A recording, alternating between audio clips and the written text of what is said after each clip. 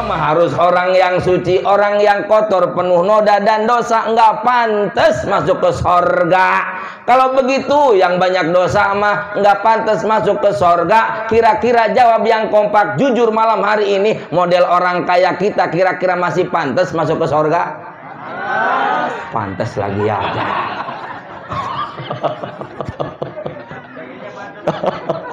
Padahal dosa di mana-mana. Betul. Insyaallah, tabarakallah. Udah pantas saja lagi begini Bapak ya. Ini lagi begini mah nih pantas nih, lagi begini nih. Nggak tahu ntar di rumah mah.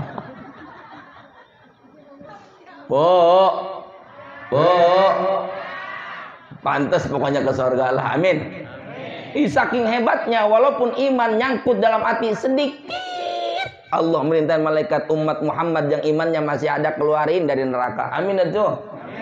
Ya Rabbal. Siapa yang berani jamin bahwa umat Muhammad harus ke surga semuanya? Kanjeng Nabi.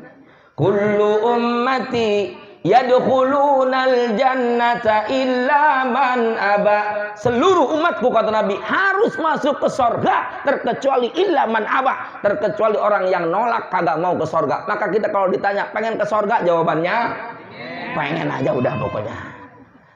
Ya, idealis aja kita mah idealis. Ya karena Rasul yang jamin. Luar biasa. Kita mah umat paling akhir, Pak. Umat paling ujung. Setelah kita nggak ada lagi umat. Setelah kita udah pasti nanti kiamat yang akan terjadi. Nggak ada lagi umat setelah ini. Maka umat Nabi walaupun paling ujung, tapi ke surganya ntar paling duluan. Amin itu. Ini membuktikan betapa Kangjeng Nabi sayang sama umat dari dunia sampai ke akhirat. Alhamdulillah. Alhamdulillah. Lah kalau cinta kita, Pak, lah cinta kita sama bini lagi dulu doang lagi pacaran, akhlak hebat. Bener, Bu?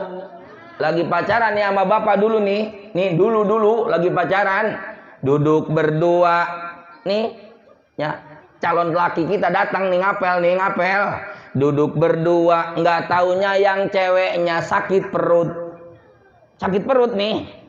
Waduh, udah sakit perut, udah dalam perut udah kagak karuan, pengen buang angin. Lagi pacaran, ibu-ibu deket calon suami, lagi pacaran, deket calon suami mau kentut, ditahan apa dikeluarin? Ditahan. Hebat akhlaknya. Alhamdulillah. Giliran anak 4 cucu 2, nggak sedikit rumah tangga kurang ilmu, kentut itu saling tembal. Bener, Bu? Lakinya di depan TV, pret. Bininya di dapur, prot. Pret. Cinta kita mah mudah berubah. Betul. Tapi cinta Kangjeng Nabi di dunia Rasul belain mati-matian umat. Apalagi sama ibu-ibu sebelum Rasul meninggal dunia, meninggalkan alam dunia harus kembali kepada Allah. Yang diingat ibu-ibu, an-nisa ittaqun nisa. Perempuan jagain perempuan, jangan disakitin perempuan. Bener, Bu? Nah, malam ini saya belain, tenang aja, Bu.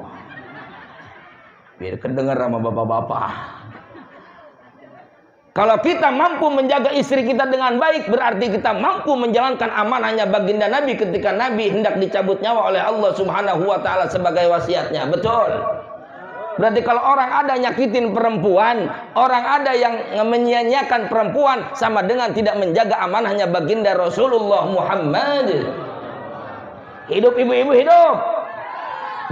Bener. Belain malam. Bu,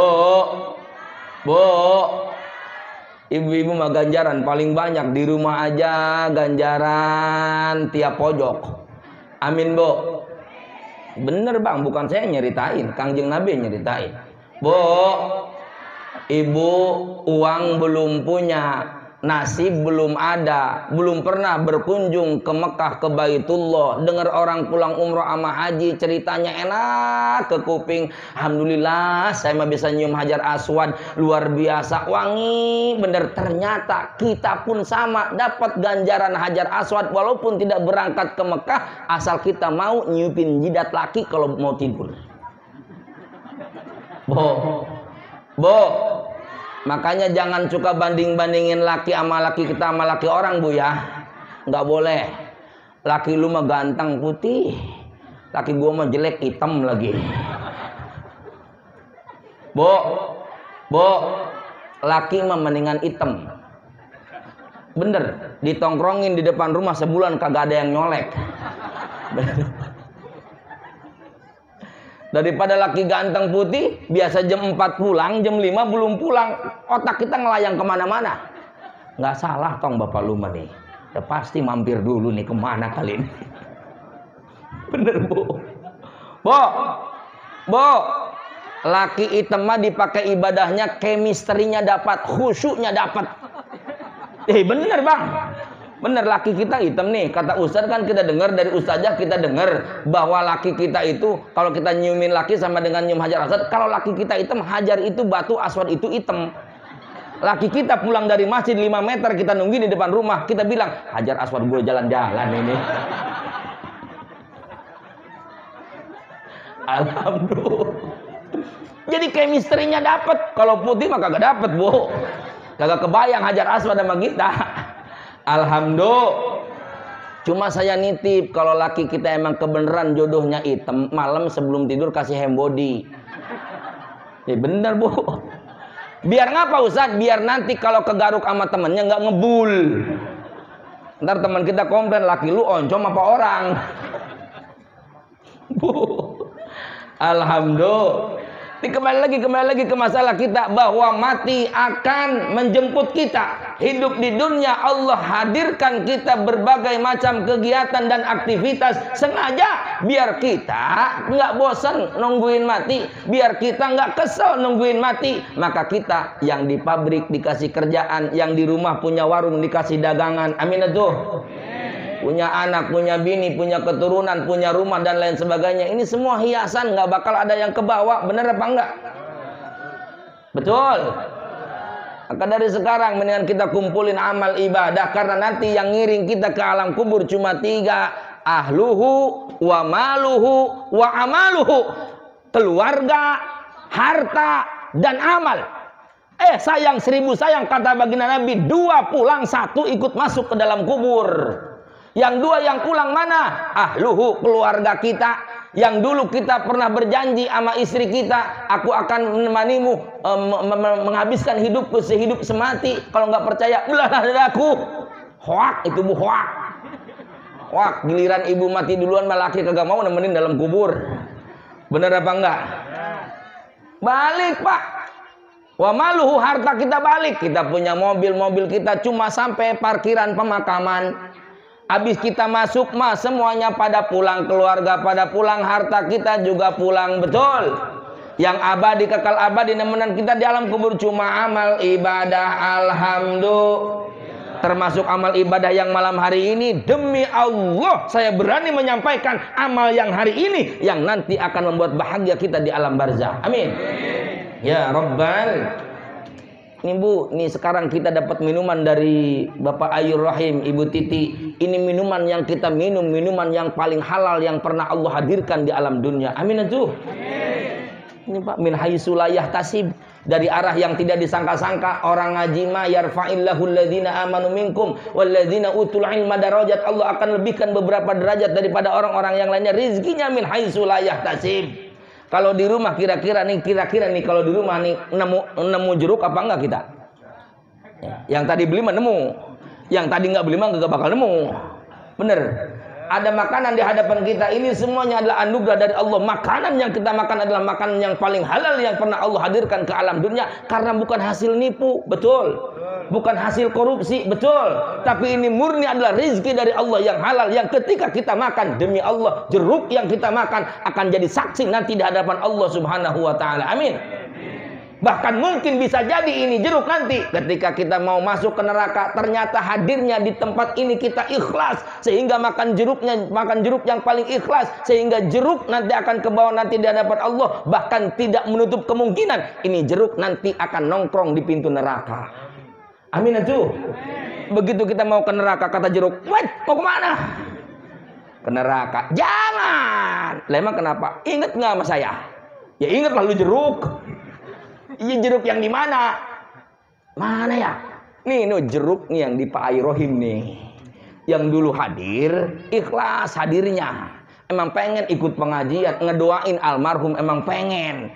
Ikhlas kita datangnya, kata jeruk, kagak boleh ke neraka, ke sorga aja. Amin aja. Yang masih ada jeruknya makanin dari sekarang. Mumpung di sini. Masih ada apa kagak?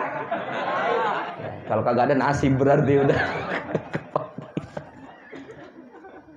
Nggak menutup kemungkinan, ya, karena emang luar biasa kita silaturahmi sekarang. Emang ada rencana? Nggak ada rencana, ya, semuanya atas dasar takdir dan kudrat iradatnya Allah Subhanahu. Alhamdulillah. Maka kalau di pengajian walimahan ngeriung begini, emang ngajinya nggak usah panjang-panjang, singkat, padat, melekat, yang penting balik bawa ilmu bermanfaat, berkat-berkat. Muka besek semua ini. Ilmu manfaat, Bu. Berkat-berkat. Kagak usah diomongin. Pakai kencang lagi, berkat. Masya Allah.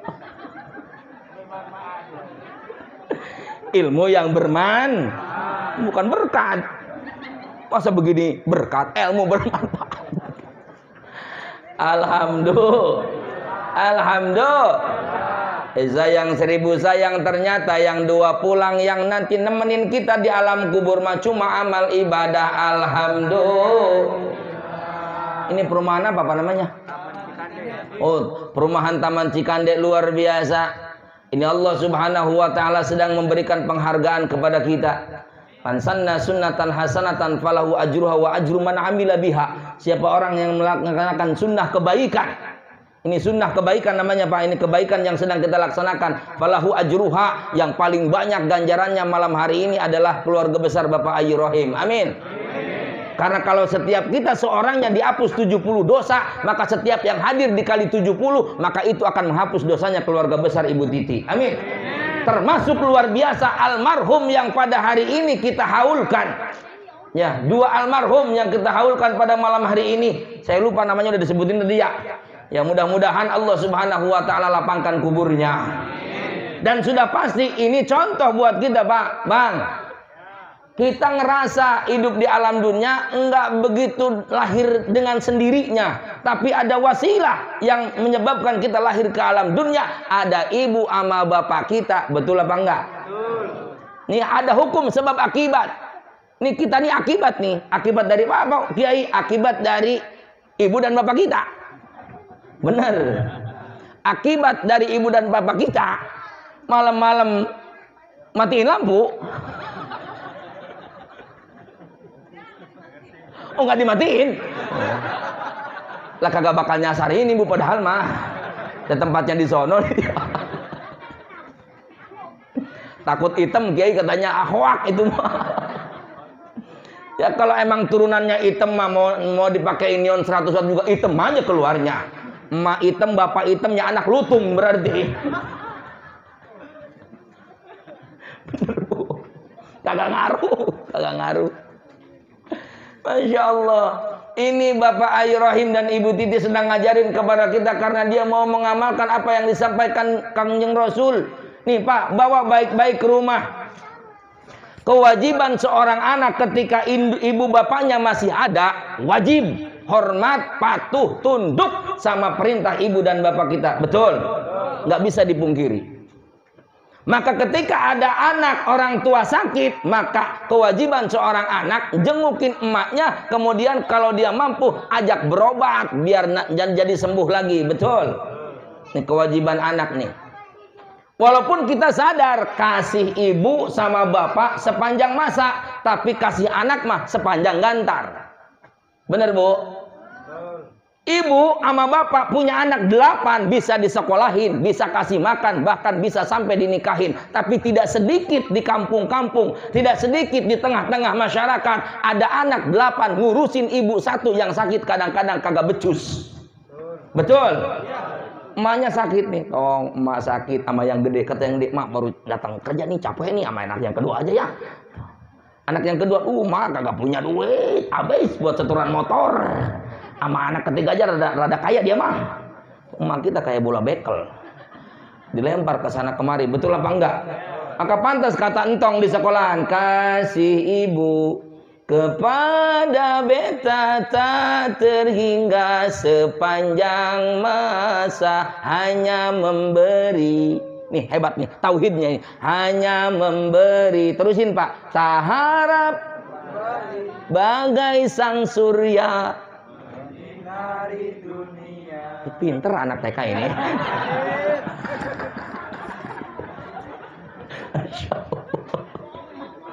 Alhamdulillah. Ini lagu sindiran buat kita semuanya. Betul Pak? Kasih anak mas sepanjang gantar. Kalau nyampe tuh gantar berarti dapat tuh buah. Tapi kalau nggak nyampe, tidak sedikit orang ninggalin, bodoh amat dan gue beli ke pasar. Benar apa enggak? Begitulah kasih seorang ibu. Sadar kita Pak bahwa dulu emak kita ngandung. Bahwa dulu emak kita ngandung kita dari sebulan sampai 9 bulan. Benar Bu? Jawab yang kompak Bu. Ngandung capek apa enggak? Hamil capek apa enggak? Yang keras ngomongnya biar kedengaran Bapak, capek apa enggak? Capek Pak. Ini semua kita saya yakin enggak ada yang lahir dalam kendi.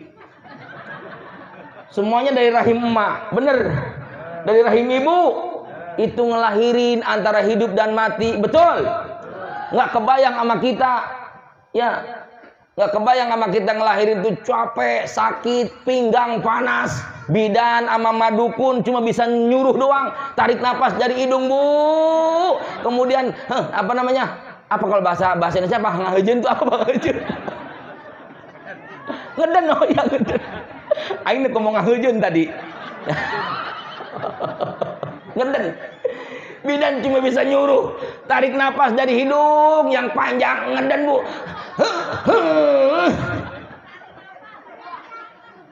Tarik nafas dari hidung, ngeden. Cuma bisa nyuruh doang. Yang rasain sakit mah siapa? Ibu. Bener Bu? Yang kenceng jawabnya. Ini Pak kadang-kadang ngelahirin Pak, kita nyaksiin tetangga kita, mungkin saudara kita kadang-kadang yang gampang ngelahirin gampang, cepat. Ini yang susah kadang-kadang, Masya Allah, dari jam 7 pagi sampai jam 7 Isya belum keluar-keluar. Ada yang begitu Bu? Ada. Jam 7 Isya belum keluar, jam 9 malam belum keluar, jam 12 malam belum keluar. Itu bidan udah kecapean dari jam 7 pagi. Kata bidannya, Bu, saya capek bener. Ini orok wader amat ya. Bidan, ini saya udah capek, saya istirahat, izin Bu sebentar ya, no meja saya di sono. Ntar kalau ibu udah kerasa, kira-kira udah mau ngelahirin nih, kepalanya udah ada di tempatnya, ibu bangunin saya. Bener begitu jam 2 pagi, Bu dokter, Bu bidan buruan, ini udah mau keluar. Pinggang udah panas, keringet bercucuran. Siapa dia? Ibu kita dulu, ngelahirin kita. Begitu bidan bangun, ambil kucuk-kucuk mata, dia capek, lelah, ngantuk. Ya, mata udah kunang-kunang. Begitu ngelihat ibu meringis kesakitan, bidan langsung saja, udah Bu sekarang tarik nafas yang paling panjang, kemudian kedan yang paling kencang. Begitu ditarik, bidan matanya suwer remeng-remeng. Ditarik tuh orok, begitu ditarik bukan orok yang keluar, kalah ibu-ibu yang ngejawab.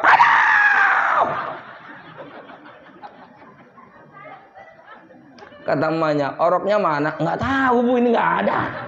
Tadi ibu narik apa? Saya juga nggak tahu. Pokoknya asal berbentuk ada bulunya aja kayak kepala bocah, saya tarik aja udah. Ternyata yang ditarik bukan kepala bocah. Makanya bilangin Bu sama yang lagi hamil 9 bulan mau ngelahirin, kerok dulu, kerok. Biar nggak ketuker sama kepala bocah. Insya Allah. Ini nyengir tapi mikir Pak. kita harus sadar, Pak, lagi orang tua ada mah orang tua sakit beliin apa-apa luar biasa gampang. Emak kita sakit doyannya anggur, kita tinggal beliin, bisa dimakan apa enggak? Bisa sama emak kita. Bapak kita sakit doyannya semangka, kita beliin semangka, bisa kemakan apa enggak? Bisa. Kadang-kadang kasih ibu mah sepanjang masa, anak emang udah pengen nengokin emaknya. Ya, punya duit sedikit juga dia ya sisipin buat beli kesukaan emaknya. Emaknya doyan anggur. Ada memang dia duit 1 juta buat setoran motor. Itu duit 1 juta disimpan aja sama dia. Bini ngomong, "Bang, anak bayaran buku di sekolahan 150, keambil tinggal berapa? 850 ya." Begitu, waduh, nengokin emak beli anggur. Tukang anggur kan suwe, Bu. Suwe tukang anggur, Pak. Suwe. Saya pernah ketipu sama tukang anggur. Anggur harganya 30.000. Murah nih anggur sih, 30.000. Ternyata setengahnya di pojok kecil bener. Kan suwe itu tukang anggur. Saya udah berhenti pakai mobil kan gua, beli nih anggur, mumpung murah gua cobain dulu. Manis, Bang, sekilo 60.000, Pak. 60.000 bagaimana? 30.000. Lihat, Pak, setengahnya kecil di pojok. Suwe itu tukang anggur. Gua kagak beli bensin pakai mobil. Beli juga. Beli dia, Pak. Beli anaknya sekilo. Ya, 60.000 2 kilo dia beli 120.000. Nih yang 8,5 buat setor motor tadi keambil 120, tinggal berapa? Itu udah lu sendirilah.